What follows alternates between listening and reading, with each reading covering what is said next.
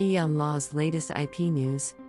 The Federal Circuit has agreed with the Trademark Trial and Appeal Board, part of the U.S. Patent and Trademark Office, that stylizing a generic character mark doesn't make it a source identifier and thus eligible for protection as a trademark.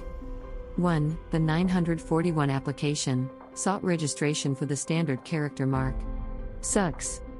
In Class 42, Computer and Scientific Services, 4. Domain Registry Operator Services related to the GTLD in the mark, and in Class 45, Personal and Legal Services, 4. Domain Name Registration Services featuring the GTLD in the mark, as well as registration of domain names for the identification of users on a global computer network featuring the GTLD in the mark. The USPTO's examining attorney refused both applications on the ground that, when used in connection with the identified services, each fails to function as a mark.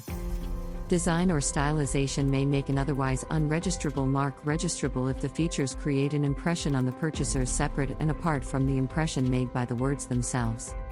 In light of the absence of contrary evidence, the board reasonably concluded that given the ubiquity of the design in the early days of computing, consumers would view pixelated lettering as ordinary rather than as a source identifier. The court thus affirmed the refusal of the trademark application. Eon Law. Unleashing Genius.